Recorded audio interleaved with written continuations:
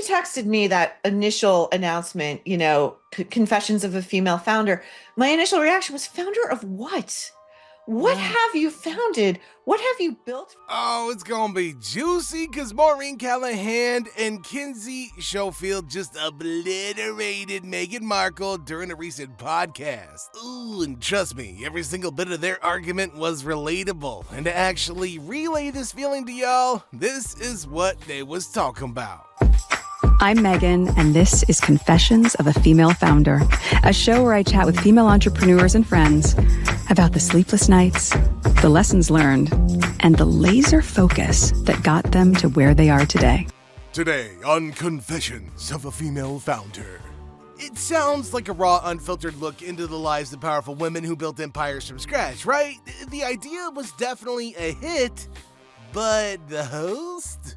Oh, I gotta say, they got some balls hiring Markle out of everybody to talk about strategies, innovation, and finances. Yeah, guys, the same Markle who's never bootstrapped a single damn business in her entire life.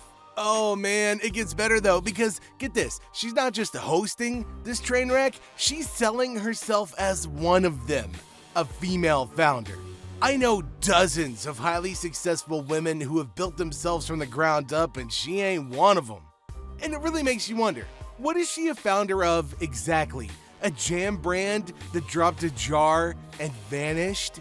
A podcast that she barely showed up for? A reality show that nobody even finished watching? Yeah, we've got a lot to talk about. So let's dive into Meghan Markle, squishy and it smells bad, our self-proclaimed visionary founder, philanthropist, and the list goes on for days. And somehow she's wriggled her way into another podcast, a fresh one just like that. Meghan cannot stop being a victim in this whole thing. This whole episode was about her being a victim. You think it's about women and founders? It's not. It's about Meghan is a victim, always a victim. It's crazy. She was playing victim with press. Holy crap, we've been down this road so many times before with archetypes. You guys remember that horribly failed podcast? Where, every episode was about herself while she was masquerading as a feminist voice for women everywhere? I have said it countless times to you guys here, and I say it to the important women in my life all the time. I am all for empowering women, but not when it's a one-way street. You cannot sit on a gigantic pile of privilege and call yourself the voice of the oppressed. And now, here she is again, selling us a story about female founders when the only thing she's ever built is a series of public failures. Just look at her record. I am losing my mind watching this show. As ever, Meghan has really screwed this up. The podcast episode would have been much more interesting if Meghan was less obsessed with talking about herself. It's a classic what I ordered versus what I received kind of situation. It's no wonder that Maureen and Kinsey came together to expose what Meghan's podcast is really about. These two have absolutely obliterated Meghan Markle's attempt at entrepreneurship, and it's really hard to blame them for it. You just can't throw around labels like female founder when you've got zero experience and nothing tangible to show for it. So let's break this down and dive into the podcast review that's got everybody talking. And she seems all over the place, and I'm exhausted for her. I mean, when you texted me that initial announcement, confessions of a female founder, my initial reaction was, founder of what? What have you founded? What have you built from the ground up? It's a heavy lift. Exactly. The female founder, a title that's supposed to inspire awe, but with Meghan Markle, it just screams imposter. Look, I don't care if you're a Dutch ass of sucksacks or a billionaire's best friend. If you haven't actually built something from the ground up, you can't just slap that title on your resume and call it a day. It's not how it works. So what exactly is Meghan founding here? A lifestyle brand? A podcast that she barely even hosts? A YouTube channel? Oh, wait, I forgot. We're talking about reality here. We're talking about a world. Meghan Markle's world where image is absolutely everything. And the Times of London's columnist, James Marriott, hit the nail on the head when he explained that Meghan's podcast was built on image, not on substance. Sure, she might have a name that people recognize, but where's the real work behind the scenes? Marriott wrote, predictably, she has nothing to say about real business issues such as logistics, management techniques, or supply chain issues. He also added, equally predictably, there's lots of guff about how to love yourself and spread positive energy through the world. I suspect that this is not the sort of thing most small business people spend much time fretting over. As a small business owner, I agree. So, a podcast whose title says that it's about entrepreneurship and their journey to become a successful person revolves around Meghan and her favorite topic, loving yourself, aka how much she's in love with her own self. And obviously, nobody's here to listen to that garbage, even though everybody already knew what they should be expecting. If it looks like a duck, and it walks like a duck, and it sounds like a duck, it's probably Meghan Markle and the rest of us aren't giving a duck. One major criticism was that listeners anticipated insightful advice from Meghan's guest, Bumble founder Whitney Wolfe Herd, but instead, the conversation frequently shifted back to Meghan's own experiences, offering little of the expected wisdom. Talk about a self-absorbed, narcissistic, and unapologetic personality with an "it's all about me" disorder. She's acting like a garbage bag kid, right? Her whole persona screams for attention like a child throwing a tantrum, demanding to be heard or seen. She's like the ultimate level of the "notice me, senpai" memes. Her off-putting behavior, with a sense of expectation that the world revolves around her, screams how highly she thinks of herself. Like, okay, princess, there ain't nothing wrong in valuing yourself, but you can't just talk about yourself whenever and wherever you get an audience. Every move she makes seems calculated to draw attention, like a spotlight-hungry performance vampire. Every time she opens up her mouth, anything that comes out of it is all laced with a sense of self-importance, leaving everybody else feeling drained and disinterested. Not to mention that this always leads to the failure of her shows.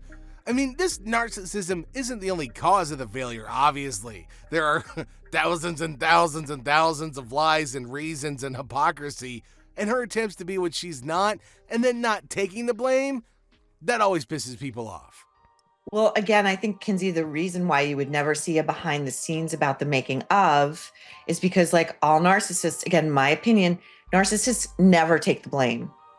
They are never wrong. It's always somebody else's fault. That's why the burn and churn with her staff. It's always somebody else's fault. There's a pretty wild fact waiting for you at the end of our video.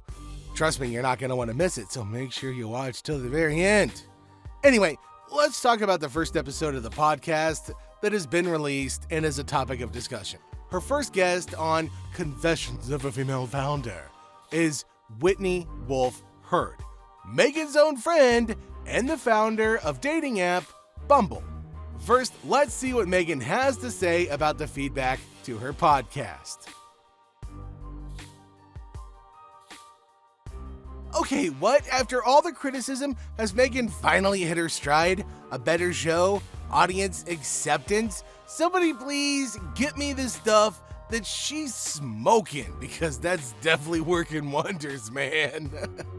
No, I'm just kidding. I don't want anything she puts her hand on. I don't want brain rot. But seriously, she's got to look at the public opinion about her project.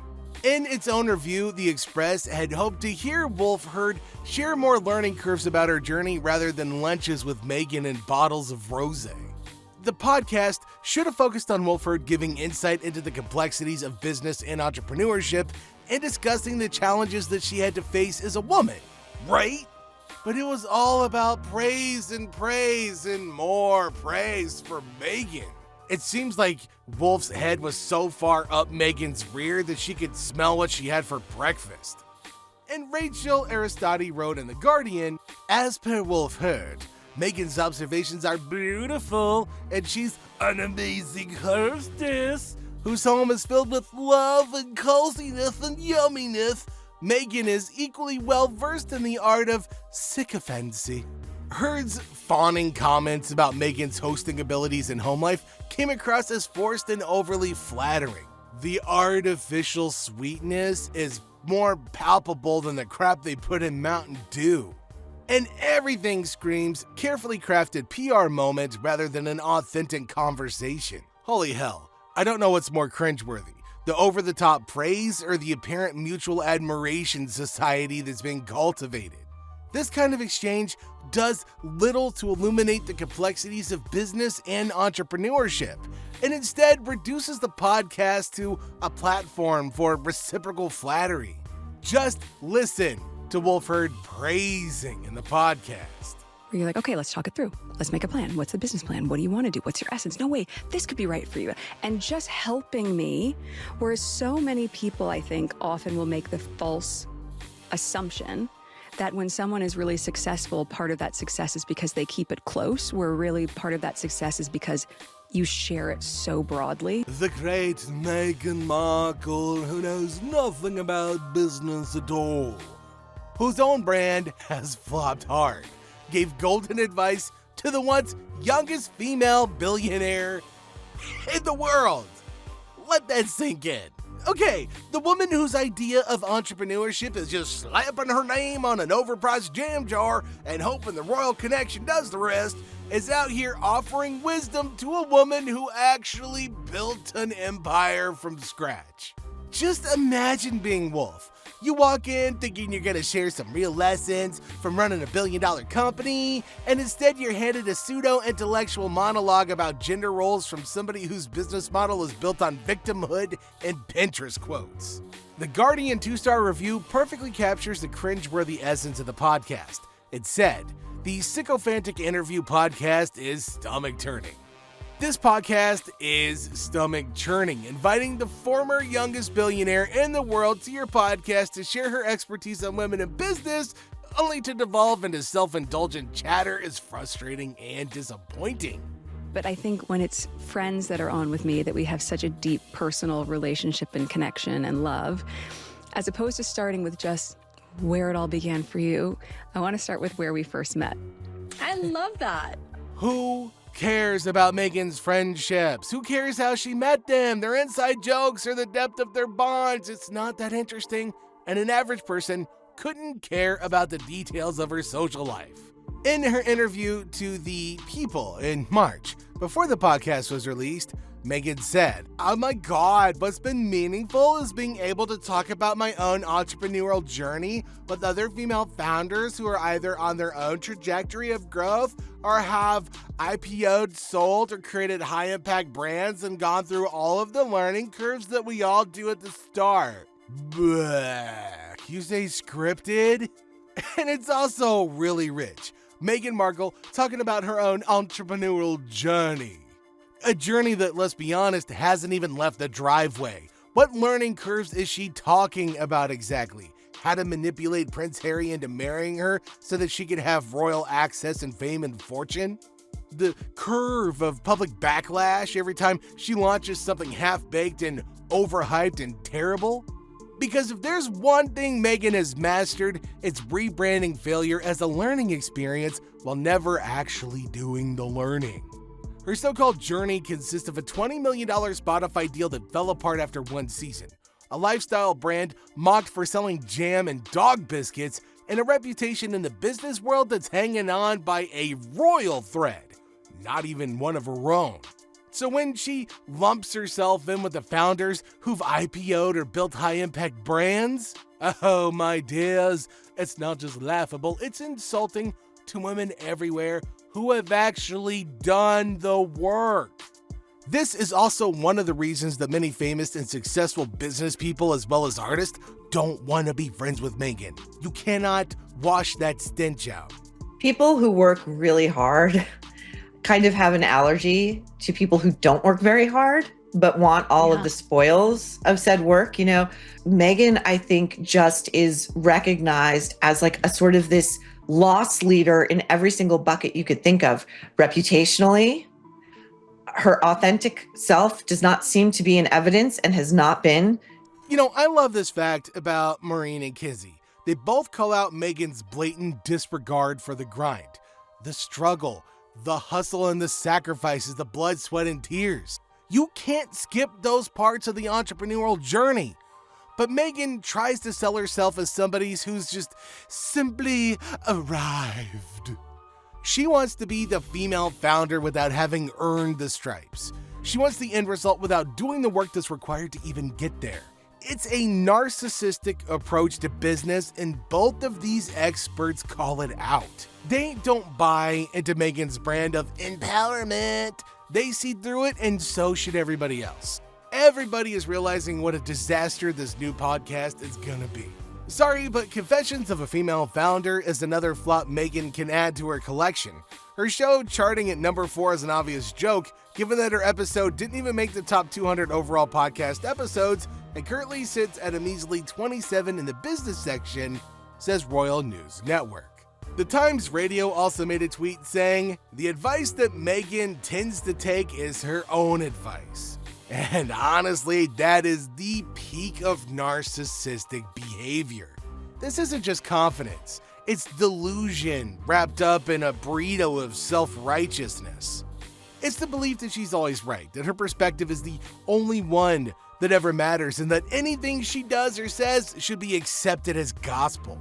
But here's the thing. Over here, in the real world, people might actually give her another chance if she showed an ounce of humility. If she came forward and admitted that maybe, just maybe, she got it all wrong.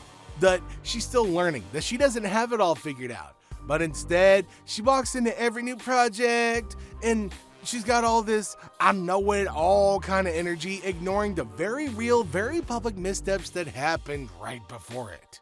We never see those humble moments from her that might change some people's hearts about her. It's just... That's why her ventures keep collapsing under the weight of her own arrogance, because you can't grow if you refuse to acknowledge where you went wrong, and Meghan, oh my God, is never wrong. You stayed this long, have a fun little clip for you, just for you. My name's Katie. I'm founder and owner of Veil Street. So excited to kick off today's video, and I want to give you guys a grand welcome to episode 1 of Confessions of a Female Founder, Tell All series, where I share my experiences and advice as a 23-year-old entrepreneur.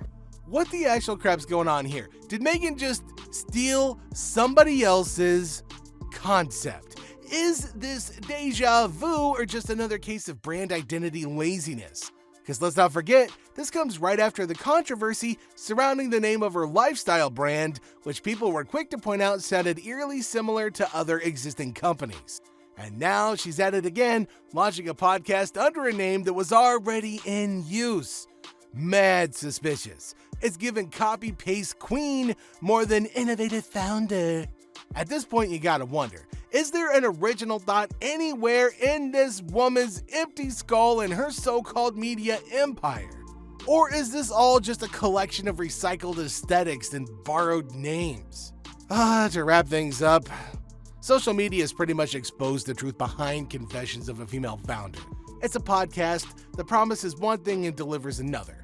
A podcast about entrepreneurship that isn't actually about entrepreneurship at all. A venture that is, once again, nothing more than a branding move designed to keep Meghan Markle in the spotlight. So Meghan, go ahead, launch another project. But as Callahan and Schofield have shown us, it's going to be yet another example of a failed attempt at entrepreneurship. And look, the reality here is simple, Meghan. Unless you're willing to put in the work, the grind, and the failures, you're never going to be taken seriously as a founder.